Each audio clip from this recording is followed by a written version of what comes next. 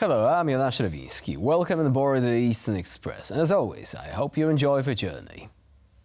Now, this time around, we're diving into a story of longevity, power and catastrophic failures, especially those that make you fail upwards. We're talking about Vladimir Putin, who's been ruling Russia for 25 years. 25 long, arduous years. Now, for most of us, 1999 was a time of dancing to Britney Spears and pretending that the dot-com bubble wasn't about to burst. But in Russia, 1999 was the year when Boris Yeltsin, who seemed to have a permanent residence in the local vodka aisle, handed the keys to the Kremlin to a relatively unknown KGB agent, Vladimir Putin.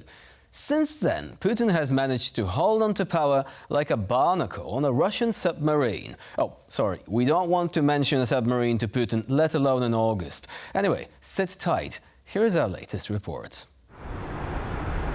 In March this year, Vladimir Putin won Russia's presidential elections again, and with them his fifth term in the Kremlin's many chambers. However, some political scientists feel that the 2020 constitutional changes that allowed him to run for yet another term are an invalid base for his re-election. This is the first electoral cycle in which the incumbent, the one who, according to his own estimation, got those 87%, has no legal right to run. The constitutional changes that have been adopted in 2020 have been in themselves unconstitutional. Now for Vladimir Putin's career highlights. First off, fulfilling his dream of rebuilding the Soviet Union, beginning with the invasion of Georgia in 2008. He started the war with Ukraine by dispatching little green men to Ukraine's Crimea and Donbas in 2014. He attempted to turn Europe into Russia's hostage with the Nord Stream pipelines. I would like to emphasize that this is a purely economic project, and it has nothing to do with today's political agenda. And he invaded Ukraine again in 2022. If we were to sum up the casualties of Putin's armed conflicts, the number would exceed 500,000 and counting. Over the years, Putin has amassed a circle of loyal cronies eager to shake his hand, whatever the cost in human life. Allegedly, a total of 87% Russian voters cast their votes for Putin in the March 2024 elections. And now, as always, it's time to take a look at the issue in greater detail. You see, the narrative Putin has spun over the years is one of a protector, a guardian of the Russian way of life, the man who brought order out of the chaotic ruins of the Soviet Union's collapse. He crushed the oligarchs, subdued the Chechen rebels, and took Crimea like it was real estate and monopoly, or as some would say, a sandwich. To his supporters, he's the embodiment of stability, but this narrative is slowly fading away. Let's rewind a bit to the Second Chechen War. Putin's rise to power is often credited to his tough stance on Chechnya, where he launched a brutal military campaign that turned Grozny into a scene straight out of a post-apocalyptic film. At least that's how it felt back then. Not now, though. Over the time of Putin's rule, the world has seen Aleppo, Mariupol, and countless other cities turn those exact same wastelands. He crushed the rebellion, established control, and this here is the crucial part. He got the presidency. It was his first major success, and it set the tone for how he would handle challenges for the next 2 decades. Force, repression, and more force. Let's fast forward now to 2022, and suddenly Putin's playbook begins looking more like a series of tragic miscalculations. The invasion of Ukraine, designed to be a lightning-fast campaign that would expand Russia's influence, has turned into a quagmire reminiscent of the Soviet Union's disastrous Afghan war. The world's second most powerful military has been bogged down by a much smaller neighbor, and instead of showcasing Russian strength, the war has exposed the hollow shell of Putin's much-vaunted military reforms. And what about those military reforms anyway? Well, they're a bit like the Russian stew. They look good from the outside, but when you dig in, it's mostly watered-down leftovers, really. Putin tried to modernize the military, creating elite units while neglecting the bulk of the conscripted forces, which, as it turns out, isn't a great strategy when your war plans depend on overwhelming force. The initial shock and awe of the Crimea annexation in 2014 has now faded into the background, replaced by images of rusting tanks and conscripts raiding Ukrainian grocery stores for food. Putin has always dreamed to be a master of his own image, but the image is cracking, and no amount of propaganda duct tape seems to be able to fix it. The Kremlin's reliance on repression is another key to understanding Putin's longevity. When things get tough, Putin doesn't give up, he cracks down harder. After the 2011 protests in Moscow, when tens of thousands took to the streets accusing him of rigging the elections, he did not back down. Instead, he doubled down, tightening the screws on political opposition and curtailing freedoms. This playbook has kept him in power, but it's also left Russia isolated and its global influence diminished. The irony, of course, is that Putin's attempt to make Russia great again, sorry Donald, has led to the exact opposite. The country is economically stagnant and militarily humiliated. And what's Putin's response? Well, double down on the very strategies that got him into this mess. He's like a gambler who lost everything but insists on betting the house one last time. Putin has built a system that revolves entirely around him. There is no successor, no clear plan for what happens when he's gone. He is the sun around which the Russian political system orbits, and when that sun eventually sets, it's going to be a very cold, very dark night in Russia. And now, here to shed more light on the issue is Witold Rotkiewicz, Senior Fellow at the Center for Eastern Studies. Hello and welcome to Eastern Express. Hello, I'm happy to be with you. So the situation with Vladimir Putin is often described as being the West essentially living under this sort of assumption for a very long time that this is a man to do business with and only gradually becoming disillusioned. But do you think that this disillusionment is really complete? Or do we still, as the collective West, harbor some sort of, well, preconceptions about Russia that should really have been gone by now? Well, one major misconception, which I think still acts as a brake on Western policy and shapes it in a way that's not very healthy for the West itself, is the assumption that is a fear, actually, of instability. In other words, Vladimir Putin might be a bad guy, he does nasty things, but still somebody who might come after him might be even worse, and God forbid there is some kind of major crisis which ends in a collapse of the political system in Russia, and that would lead to chaos and kind of new Yugoslavia and so on and so on. And the second, of course, is this issue of the fear of nuclear escalation.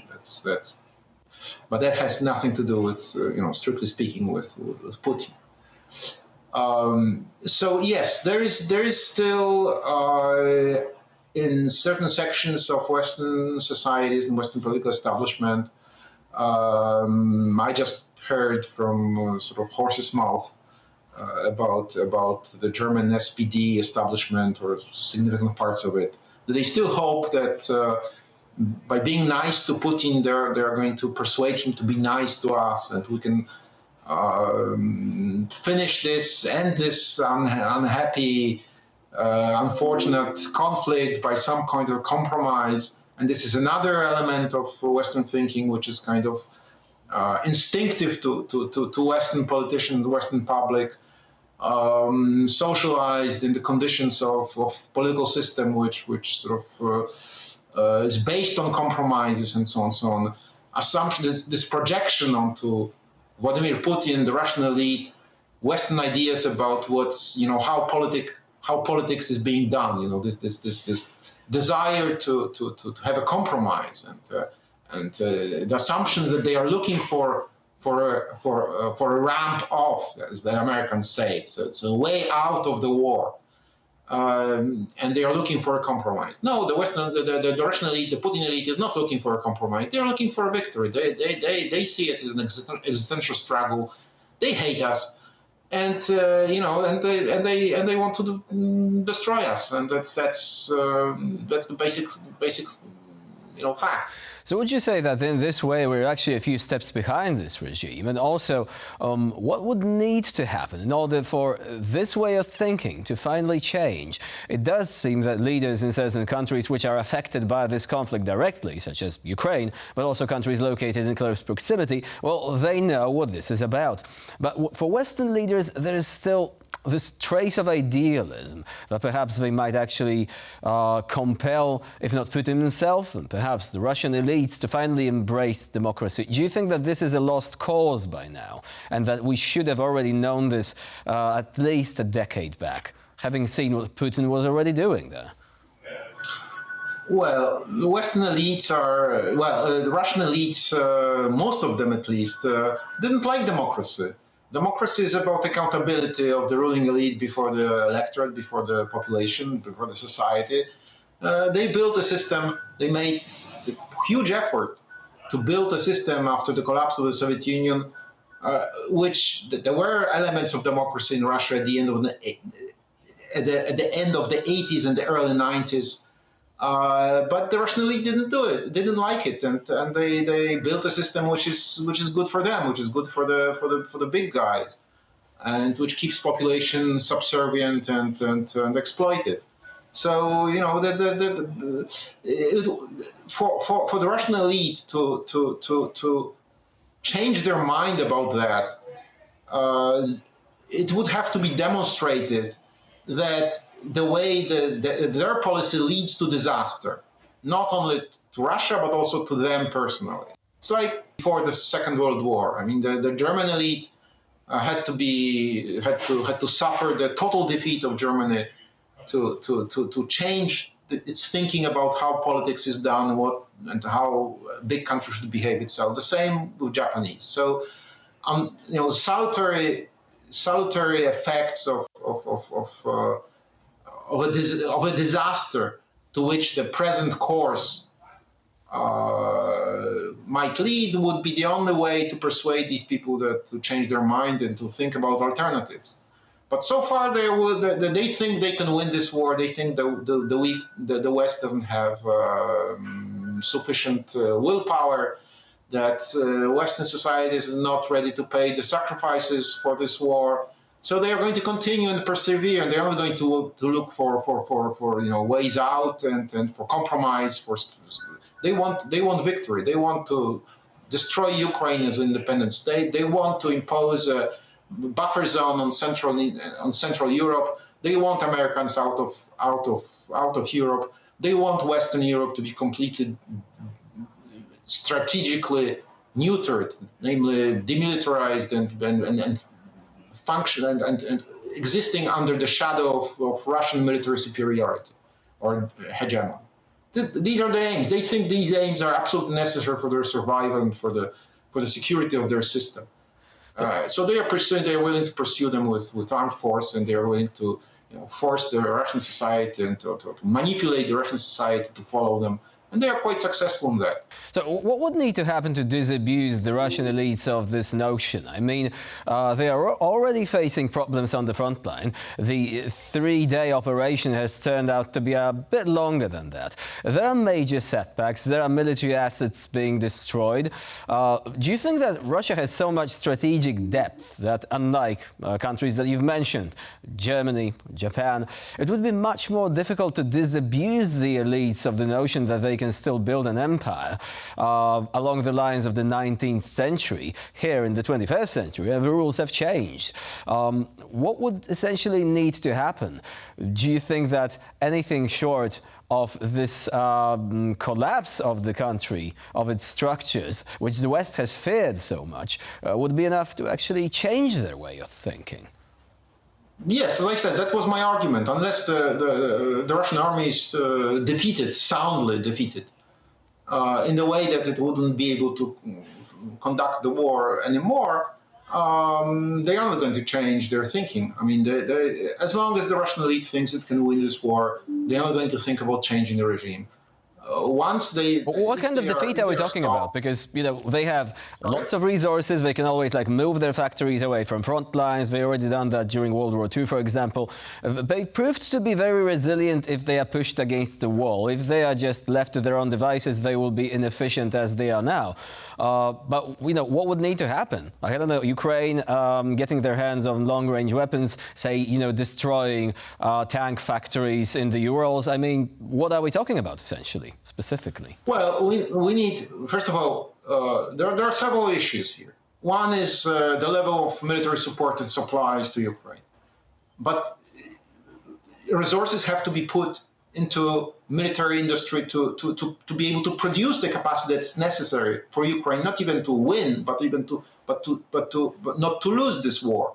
But that hasn't been done, and it's still not being done in a sufficient manner, on a sufficient scale. So this is the first thing. The level of military support for Ukraine would have to be much higher, quantitatively and qualitatively. The second thing is sanctions. Sanctions are like a sieve. So enforcement of sanction, because the Russian side has its weak points. And the weak point is that it has to rely on imports to conduct the war. We can do nothing about Chinese imports. China is interested, and that's also another thing that's working against us. China is interested in Russia not losing this war. That this Chinese elite thinks that, because China thinks it needs Russia against the United States. It's the only indispensable partner in a conflict confrontation with the United States. So China is going to do what's necessary to support Russian economy, but that might not be enough. There are other countries that are still actively trading with Russia. Please remember that the West is no longer, like during the Cold War, 60-80% of the global GDP, but much less. There are new economic actors in the global South which are still developing economic relations with Russia, and that enabling Russia to survive as a war economy, not to facilitate Russian economy's survival. I don't know whether it can be done, but it definitely is a must. And unless we can do it, the West can do it, we are going to lose this, and that's as simple as that. Either lose or at least find ourselves in a situation of a very unhappy compromise with sacrifices having to be made which we would have rather avoided. Hopefully Ukraine will not be among those sacrificed in the course of this, but will still be able to prevail. Witold Drodkiewicz was our guest today here on TVP World. Thank you very much for joining us and for sharing your expertise. Thank you. It's always a pleasure. And now we're moving on to Eastern News Flash, a series of all the other stories from the East that you really don't want to miss. A UN humanitarian coordinator for Ukraine experienced firsthand the terror and destruction brought by a Russian missile attack on Sunday. Having taken shelter together with Ukrainian citizens, he stressed that even in war there are rules, and that one of them is the protection of citizens. Here is more on the fallout of the Russian attack. Russia used at least 100 missiles and 100 drones in a wide-scale attack across Ukraine on Sunday, with explosions heard not just in Kyiv or Kharkiv, but also in the western oblasts of Ivano-Frankivsk, Lviv and Khmelnytsky. The death toll amounted to 4 people, including a 5-month-old baby in Kyiv and an 8-year-old boy in Odessa. The strike also damaged the Kyiv hydroelectric power plant, which triggered power and water outages in Ukraine's capital. Due to a power grid shared to a certain degree with Ukraine, Moldova also experienced a power outage. In light of the attack, Poland scrambled its fighter jets. One of its generals said it was likely that a drone fell onto the Polish soil and that the search for the object was ongoing. By now, Russia's penchant for sending criminals to the front line to commit even more crimes has become generally known. Recently, however, Moscow has outdone itself, resending the same convicted murderer to the Ukrainian front. Ivan Rosomachin was first sent to Ukraine in 2022 when he was sitting a 14-year sentence for murder. His time continuing the murderous streak in Ukraine apparently neither redeemed him in the eyes of Moscow regime nor stopped him from committing more atrocities upon his homecoming to the Kirov region. This time again, Rosomachin won't do his time in prison as he has signed his second contract to fight in Moscow's war on Ukraine just months after receiving the sentence. It is as clear as day that governments come and go, but in the case of Bulgaria, one could say that it dawns more than just once a day. The country has recently gotten a new caretaker government and is buckling up for elections, the 7th in just 3 years. The caretaker cabinet of acting Prime Minister Dmitry Glevchev has gotten President Rumen Radiyev's signature. The president said he would sign a decree on August 27th to set a parliamentary election for October 27th.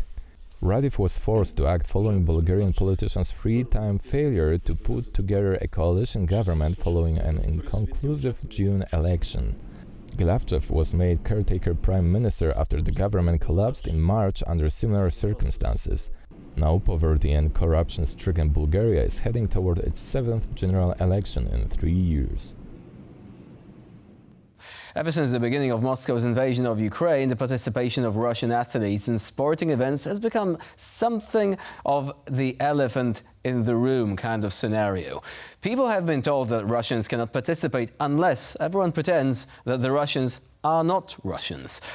Doesn't that make sense? Well, let us then see how this ties with the Paralympics. As many as 88 Russian competitors will participate in the Paris Paralympics under a neutral banner, the International Paralympic Committee (IPC) said Monday. Additionally, 8 Belarusians will also join the neutrals. However, the IPC claimed it initiated a two-step verification process and made sure that none of the Russians or Belarusians actively support the war in Ukraine.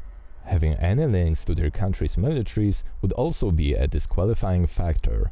Wednesday will see the Paralympics opening ceremony in Paris, but the Russian and Belarusian Paralympians will not be allowed to participate. So now that we have the Paralympic flame... And for this edition of Eastern Express, it's the end of the line. Please stay with us here on TVP World for more latest news and updates.